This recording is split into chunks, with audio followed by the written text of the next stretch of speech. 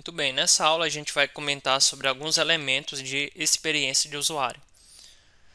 Peter Morvey, que é um dos grandes autores aí de experiência do usuário, ele apresentou alguns aspectos em um modelo de colmeia, né? Quais aspectos? Aspectos e elementos que fazem parte de uma boa experiência do usuário, com o intuito de mostrar que o processo de experiência de usuário, o X, o User Experience, ele é multidimensional em vez de linear. Então é importante você entender que os elementos aqui eles não são lineares, não são sequenciais. Pelo contrário, eles são multidimensionais, envolvendo ali uma área multidisciplinar. E aí ele então elencou 7 elementos de experiência do usuário, das quais a gente vai citar aqui nessa aula. Então aqui você encontra a usabilidade, ser encontrado, credibilidade, acessibilidade, ser desejado e utilidade. E aí no centro então você tem o valor, a agregação ao valor. Tem uma frase que a gente ouve muito falar nessa questão de agregação do valor e fica com essa dúvida na mente, o que é agregar valor, né? Tem uma frase de um grande investidor que ele diz que o preço é o que você paga, valor é o que você leva. Entendeu? Preço é o que você paga, valor é o que você leva. Quando se fala então em agregação de valor, valor é o que você adquire quando você pagou um determinado preço. Por isso que é comum a gente avaliar alguma coisa se é caro ou não pelo seu preço. Então, por exemplo, se você falar tal curso de R$ 300, que é um curso que vai impactar diretamente na sua profissão, se você avaliar ele pelo seu preço, você vai dizer que esse curso está caro. O curso está caro, R$ 300. Agora, se você avaliar o valor que ele vai agregar na tua profissão, aí quem sabe o curso está muito barato, não é verdade? Por outro lado, você pega ali, por exemplo, a assinatura da Netflix mensalmente. E aí você pega ali em torno de R$ 30 a R$ 50 por mês e tendo acesso a todo aquele catálogo de filmes e séries, analisando só o preço, você vai dizer que está barata a assinatura. Porém, qual é o valor? Qual é o valor que ele entrega, né? Sem contar os filmes e séries, mas o que ele pode fazer contigo, né? Se você não tiver muito cuidado, ele pode tomar o seu tempo, ele pode tomar o seu foco, ele pode te distrair diante das tuas metas, enfim. Nessa perspectiva, então, a Netflix, se você avaliar só pelo preço, ela estaria barata. Agora, se você avaliar pelo valor e aí esses perigos que ela pode proporcionar a você, se você não tiver cuidado durante o tempo que você despende passando na Netflix, ela pode ser ruim, ela pode custar caro para você. É a mesma coisa também, você vai ali no restaurante de fast food, comida barata, McDonald's, o preço é barato e o valor pode ser o que? Pode custar caro, algum tipo de problema de saúde que você tenha, enfim. A ideia aqui não é apenas falar que uma coisa é barata, outra coisa é caro, a ideia é que a gente entenda o valor propriamente dito, a expressão de agregar valor. Então, agregar valor é isso, né? É quando você paga um determinado preço e você tem um valor que pode agregar dentro do seu negócio. Como foi o caso ali do curso, né? Um curso, o conhecimento daquele curso potencializou os objetivos de negócio daquele profissional. E aí, então, quando você tem um produto que lhe agrega valor, é um produto que ele traz uma vantagem competitiva para a organização. Ele não é simplesmente uma tecnologia, mas é uma tecnologia que apoia a tomada de decisão, que por sua vez, essa tomada de decisão, sendo cada vez mais assertiva, ela vai proporcionar uma vantagem competitiva e vai trazer um faturamento maior, que foi o caso que a gente viu, né? As empresas, nesses 2 últimos anos aí, período de pandemia, as empresas que utilizaram tecnologia a seu favor, estavam cada vez mais envolvidas no ambiente digital, foram empresas que talvez não sofreram tanto com essa pandemia quanto outras que tiveram que praticamente foram inseridas digitalmente nesse período devido à pandemia que nós tivemos. Por isso que a agregação de valor ela é muito importante nessa perspectiva aqui de experiência de usuário. Então vamos ver aqui alguns elementos, né? Considerando, vamos pegar como um exemplo o site de um banco e vamos entender como que esses 7 elementos seriam aplicados na prática. Então, primeiro elemento, mais importante, a gente já viu na última aula, o aplicativo, o serviço ele deve ser útil, né? Então o site vai oferecer serviços como extrato da conta, pagamentos e etc, né? Isso porque estamos falando aqui de um site de banco. Então, primeiramente, comece com o problema. Qual problema você tem e como você procura solucionar esse problema. A forma como você vai solucionar esse problema, ele pode proporcionar para você a utilidade daquele aplicativo. Essa é a primeira perspectiva. Se você quer obter experiência do usuário, busque oferecer utilidade em seu produto e seu serviço. Além da utilidade, o teu serviço ele tem que ser utilizável. E aí lembra um pouco da usabilidade que a gente viu anteriormente. Quando você visualiza o extrato da conta, a informação é acurada e pode ser pesquisada, permitindo que você reveja depósitos e saques recentes. Em outras palavras, funciona da maneira que você espera e de forma constante. Tem pessoas que ainda hoje não conseguem acessar, por exemplo, a sua conta utilizando o Internet Bank ou utilizando, quem sabe, o aplicativo no celular. Por quê?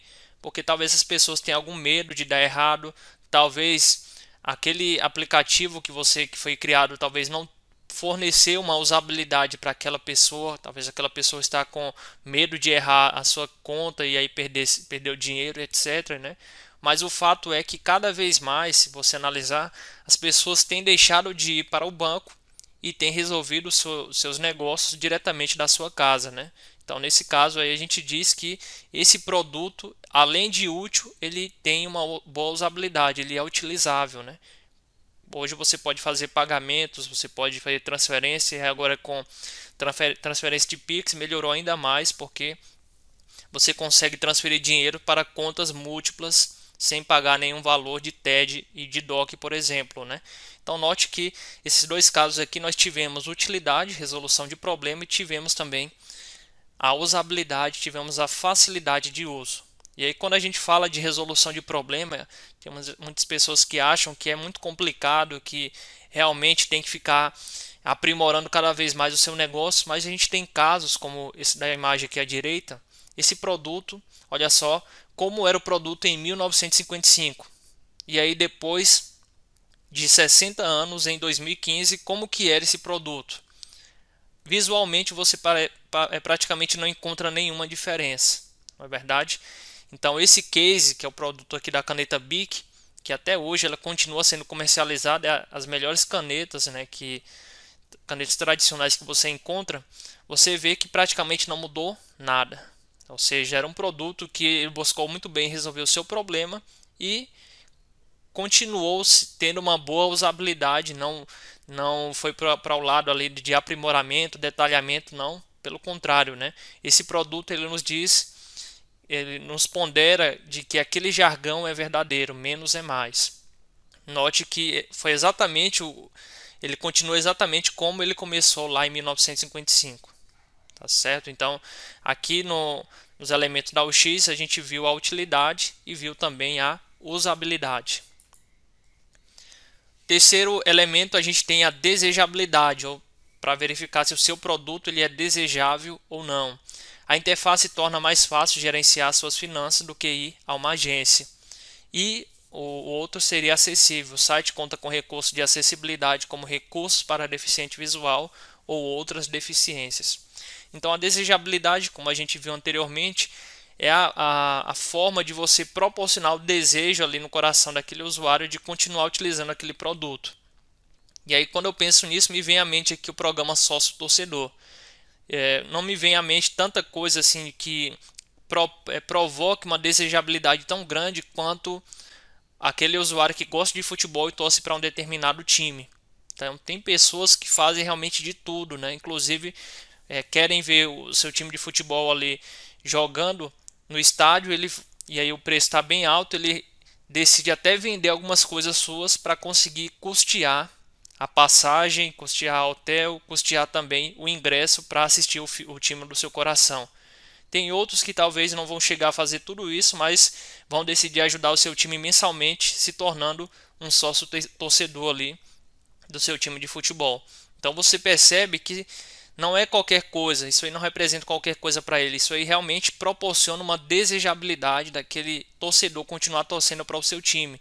E ele não fica só na condição de torcedor, ele vai também ser como se fosse um investidor, né? Ele vai estar investindo ali nesse programa sócio torcedor. Mensalmente ele vai ter alguns retornos, mas o valor que ele está ajudando ali no clube vai, quem sabe, ajudar para custear as contas, né? Quem sabe ajudar numa possível contratação também. A gente pode citar também a desejabilidade em relação à forma de você se tornar acionista de uma determinada empresa. Isso mesmo, né? Atualmente a gente está aqui em torno de um mês e meio, nós tivemos aí um banco digital, que era um banco muito utilizado, né? Foi o primeiro banco que assim trouxe essa perspectiva de fintech, né? Onde você poderia agora realizar todas as operações bancárias diretamente do seu celular. Você não precisou sequer nem ir até a agência para criar a sua conta. Você fazia tudo isso diretamente pelo aplicativo, a parte de autorização, controle de acesso, etc. E aí, desde a parte de transferência, pagamento e tudo que você imaginar era feito pelo aplicativo. Então, essa entidade, esse banco, né, ele resolveu abrir o seu capital há um mês e meio, mais ou menos, e resolveu abrir na Bolsa dos Estados Unidos.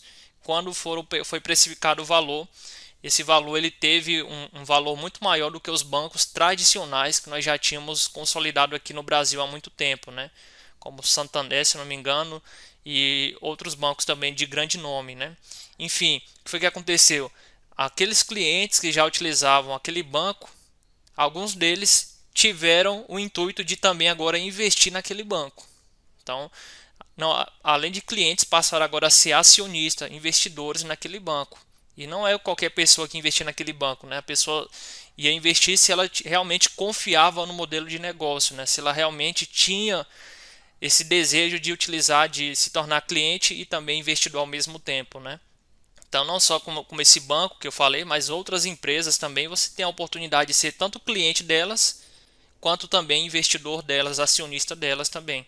Então, o fato de você se tornar acionista de uma determinada empresa e você colocar o seu dinheiro ali dentro para comprando ações ou cotas de fundo imobiliário, por exemplo, isso mostra que você tem o desejo de continuar utilizando aquele produto, aquele serviço, né, de que aquela empresa presta para você.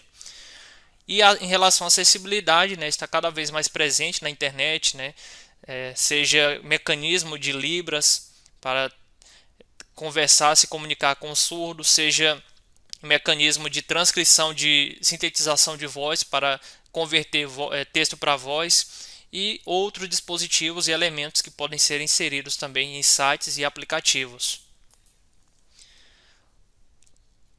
Outro elemento que a gente tem é a confiabilidade, né, que tem a ver com a segurança, se ele é confiável ou não, o acesso seguro ao portal, assim como outras funcionalidades de segurança, como o logout automático ao finalizar a sua sessão.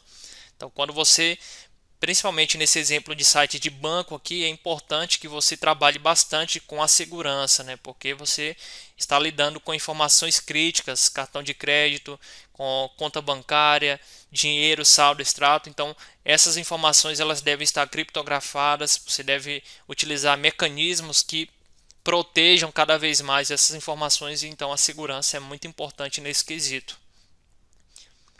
Além disso, as funcionalidades elas devem estar localizáveis. Quando você quer um novo cartão de crédito, é fácil encontrar ofertas e solicitá-lo online. Então, eu vi uma postagem recentemente em uma rede social. Eu falei daquele banco que eu citei anteriormente para você, que ele abriu capital na Bolsa dos Estados Unidos e um determinado usuário fez um comparativo de que precisou formatar o seu celular e aí ele tinha dois aplicativos de banco, um banco tradicional e um banco digital.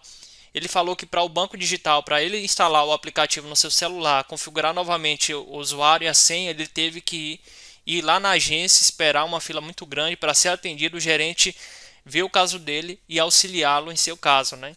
Ele conseguiu resolver isso depois de 2 dias mais ou menos. E já no aplicativo digital, no fintech, ele fez isso em poucos minutos, porque todo o processo foi feito pelo próprio aplicativo. Então note que aí você encontra esse elemento de experiência do usuário aqui na parte de localizável, né? Ou seja, o usuário ele conseguiu resolver seu problema sem precisar se deslocar, sem precisar depender de uma outra pessoa, só seguindo as instruções ali diretamente do aplicativo. Aí eu pergunto para você, isso aí não é uma vantagem que pode proporcionar uma experiência de usuário ou não? Com certeza pode proporcionar, porque cada vez mais o usuário, né, cada um de nós queremos o comodismo, né? E é isso que essas fintechs elas têm proporcionado para cada um de nós, né? Esse comodismo. Claro que às vezes tem pessoas que não vão se adaptar a esse tipo de modelo e preferem realmente confiar no gerente, no que o gerente diz, né, a realizar algum tipo de operação, fazer de forma errada e quem sabe sofrer ali as consequências, né? Por último, o último elemento aqui de experiência do usuário seria o seu aplicativo ser valioso, né? As funcionalidades self-service no site diminuem o custo de atendimento e melhoram a satisfação do usuário, criando uma experiência que vale a pena para os clientes, bem como um bom investimento para negócio.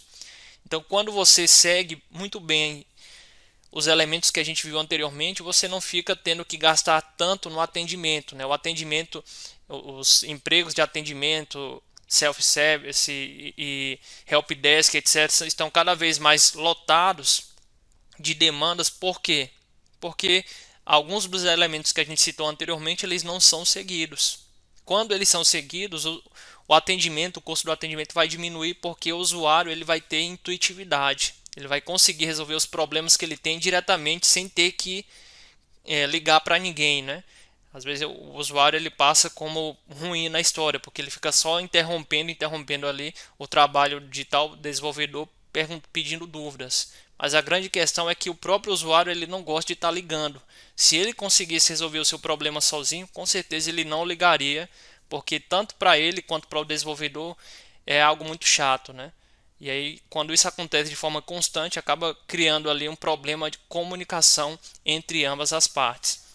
Então, se você quiser diminuir os custos de atendimento no seu produto ou serviço, você tem que seguir à risca cada elemento aí que nós vimos aqui nessa aula, e assim você consegue ter uma melhor experiência do usuário no seu produto e serviço.